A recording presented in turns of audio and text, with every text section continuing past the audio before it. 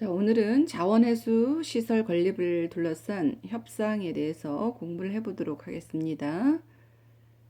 이번 시간에는 협상의 뜻과 중요성, 그 다음에 협상을 하기 위해서 어떠한 태도가 있는지를 이해할 수 있다는 목표를 가지고 공부해 보도록 하겠습니다. 우선 교과서 241쪽을 살펴보겠습니다. 241쪽에는요. 협상이란 이익이나 입장이 다른 둘 이상의 주체가 모여 서로의 의견을 조정하고 합의하는 의사결정. 이거는 협상이 뭐가 될까요? 그렇죠. 개념이 나와 있죠. 그 다음에 협상의 목표는 자신의 이익이나 입장을 관철하는 데 있는 것이 아니라, 관철이라는 것은 무슨 뜻인가요? 어떤 자신의 의견 같은 것, 즉 어떤 어려움을 뚫고 나가서 목적을 기어이 이루는 걸 관철이라는 거죠. 그렇게 어떤 그 자신의 주장에 대해서 무조건 이루려고 하는 것이 아니라 양보와 설득을 통해서 실현 가능한 구체적인 타협안을 찾는 데 있다. 이게 바로 뭘까요? 바로 목표가 되겠죠. 그래서 서로의 의견을 조정하고 합의를 봤다 하는 거 많이 들어봤죠? 어떤 뭐 교통사고가 났는데 일치점을 찾았다는 얘기죠. 그죠? 의견의 일치를 봤다. 이것이 바로 뭐냐? 개념이 되겠습니다. 협상의 개념. 그 다음에 구체적인 타협안을 찾는데 목표를 둔다. 결국은 어떤 한 사람의 이로운 것이 아니라 서로가 좋은 점, 합일점을 찾는 것이 목표가 되겠습니다. 그런데 협상의 절차가 있어요. 어떤 절차를 갖나요? 시작 단계, 조정 단계, 해결 단계가 있는데, 시작이라면 서로가 어떤 입장인지를 밝혀야 되겠죠. 그래서 어떤 문제에 대한 참여자들의 기본 입장을 서로 확인하는 단계가 시작 단계예요. 결국은 이 단계에서는 똑같은 의견이 나올 수가 없겠죠. 서로 다른 의견을 제시하는 단계가 바로 시작 단계입니다. 자, 의견이 다르니까 이거를 가지고 뭐를 해야 될까요? 바로 조정 단계로 넘어가죠. 참여자들이 문제에 대해서 일단은 뭘까요? 입장을 밝혀야 되겠죠. 입장을 밝히고 이에 대해서 구체적인 제안이나 대안을 제시하는 단계가 바로 조정 단계입니다. 또 참여자들은 제안과 대안을 상호 검토하면서 사실은 뭐가 꼭 필요할까요? 타협안을 제시하려면 자기 의견만 주장할 것이 아니라 자기 의견을 갖다가 뒤로 물러서는, 자, 뭐가 필요할까요? 그렇죠. 양보를 통해서 입장 차이를 좁혀 나가는 단계, 조정이 되겠죠. 자, 그럼 입장이 좁혀졌으면 어떤 합일점, 이런 것들이 나오죠. 의견의 일치 같은 것이 보이게 되면 마지막으로 해결 단계가 되죠. 제시된 대안들을 재구성하면서 합의에 이르는 단계가 바로 해결 단계입니다. 그럼 협상에는 어떤 태도가 필요할까요? 우리 교과서에 3가지로 나왔는데 그 3가지를 4가지로 정리를 해봤습니다. 여러분들은 교과서 보시면 밑에 하단 부분에 나와 있습니다. 상대방의 제안이나 대안을 정확하게 평가하고 상대방의 입장에서 이해하고 존중하는 태도. 자, 상대방을 이해하고 존중한다면 당연히 합의점이 있을 수 있겠죠. 그 다음에 협상 결과를 받아들이고 거기에 책임지는 태도를 지님. 다시 말하면 협상을 통해 가지고 합의점을 찾았는데 그 합의점을 일종의 어떤 문제를 해결하기 위한 방패막으로 하고 그 해결책을 해결을 하지 않는다면은 안 되겠죠. 반드시 책임지는 태도가 필요하겠습니다. 그 다음에 타협 가능한 협상 목표를 정하고, 타협 가능한 협상 목표라는 건 상대방도 어느 정도 받아들일 수 있는 것을 제안을 해야 되겠죠. 받아들일 수 없는 정도의 제한은 협상이 이루어질 수가 없죠. 그 다음에 다양한 대안을 마련하여 협상에 임한다. 이거는 선택의 폭을 넓혀주는 효과가 있는 거죠.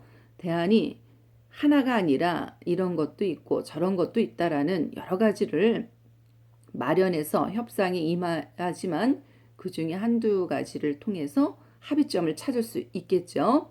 그 다음 네 번째, 상대방의 의견에 대해서 말만 하는 것이 아니라 언어 외적인 거, 언어 외적인, 즉 비언어적인 것이죠. 표정, 시선, 몸짓, 목소리를 통해서 나오는 것이 아니라 우리의 제스처 같은 것도 적정히 사용을 해 주셔야지만 자신의 어떤 입장을 표명하는데 좋겠습니다.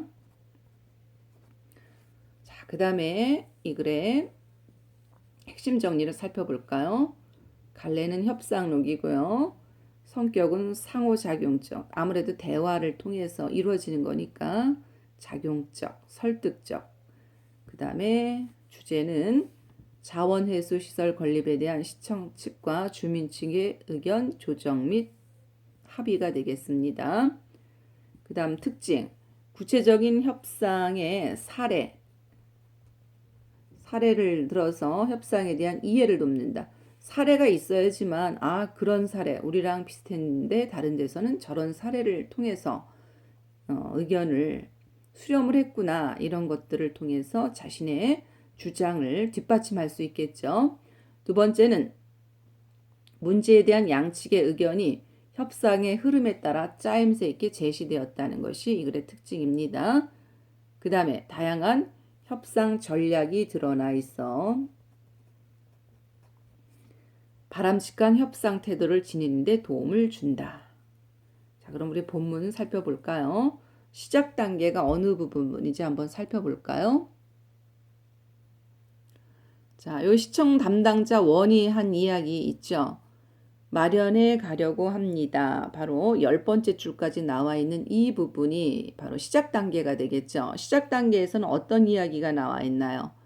자원회수 시설 건립이라는 문제가 나와 있고요. 시청 측에 어떤 목표가 나와 있죠. 한번 살펴볼까요? 자, 여기 자원회수 시설 건립이라는 게 바로 뭐냐? 협상에서 다루는 문제가 되겠죠. 그 다음에 주민분들과 만나 요구사항을 듣고 서로 인정할 수 있는 최선의 정책을 마련해 가려고 합니다. 이거는 바로 시청 측이 내세우는 뭘까요? 협상의 목표가 되겠죠. 자, 시청 측은 자원회수 시설 건립이라는 그런 협상에서 다루는 문제를 꺼냈어요. 시청 측에서는 당연히 건립을 추진을 하겠죠. 그러나 주민 측은 추진이 아니라 주민 측은 뭐냐? 건립을 반대는 하는 입장입니다. 우리 시작 단계에서는 어떤 것이 나와 있다 그랬어요? 시작 단계. 서로 다른 의견을 제시가 된다는 것이 나와 있죠. 여기 지금 시작 단계에 서로 다른 의견이 제시되어 있습니다. 시청 측은 추진이고 주민 측은 반대. 그 다음에 아까 이야기했죠. 만나서 요구사항을 듣고 인정할 수 있는 최선의 정책을 마련한다. 바로 시청 측의 협상의 목표가 되겠습니다. 그 다음 이제 조정 단계가 나와 있죠. 조정 단계에서는 시청 측하고 주민 측의 어떤 구체적인 의견이 제시가 되어 있고 검토가 나와 있습니다. 240쪽의 5번째 줄까지 내용입니다. 자, 주민대표 1이 이야기한 거 보면은 시와 입장 차이를 좁히고 관계를 개선했으면 합니다 하는 것이 나와 있죠. 이거는 바로 주민 측의 협상의 뭘까요? 목표죠. 시와 입장 차이를 좁히고 관계를 개선해 보겠다. 그런데 이 주민 측이 무조건 반대를 하는 건 아니었어요.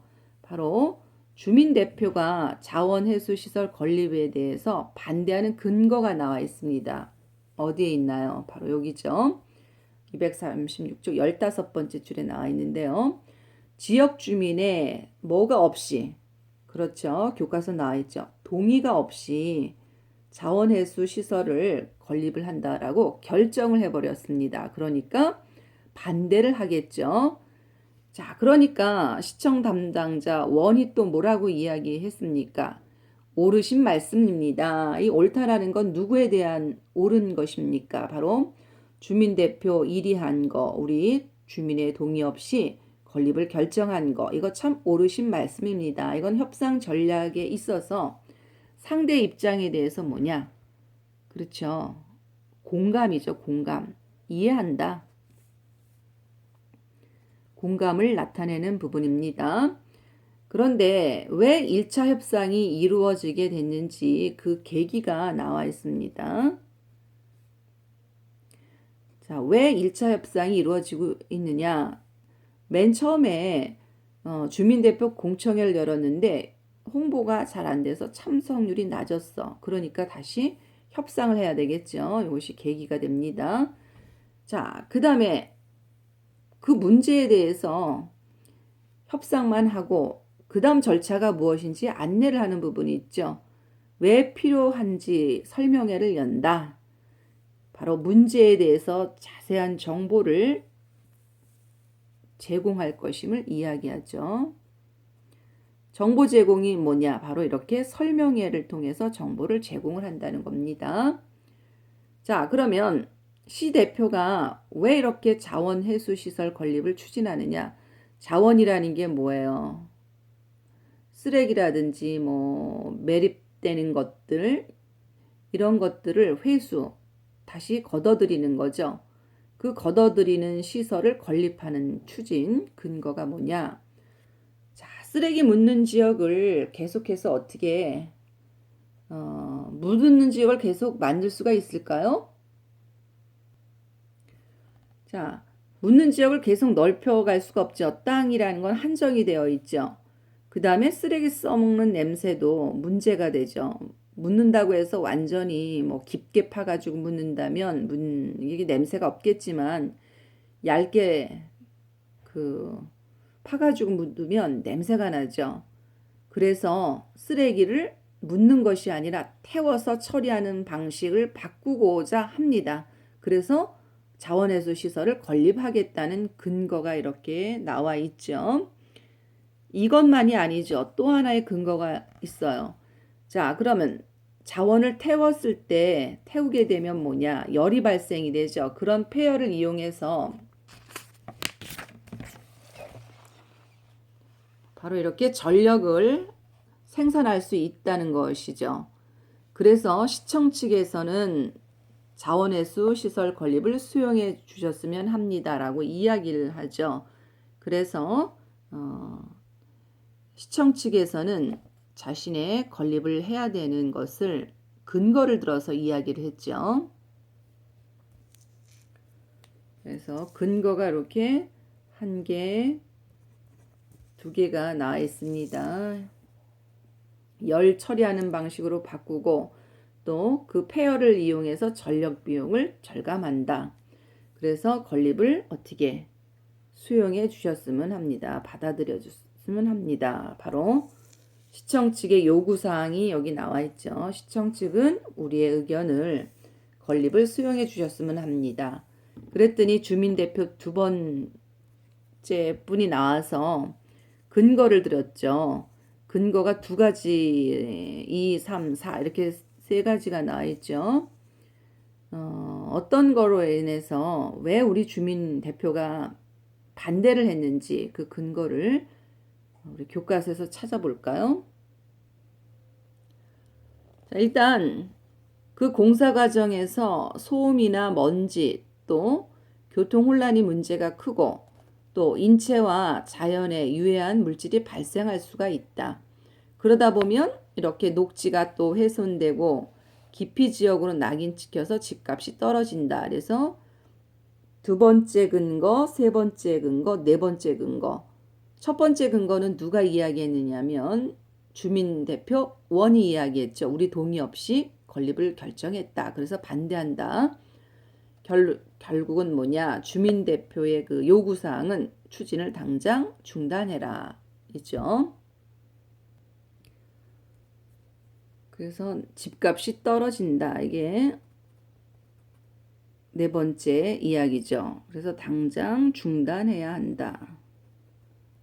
그래서 주민 측의 요구사항과 근거가 이렇게 두 번째, 세 번째, 네 번째로 나와 있습니다. 교통 문제도 있고요.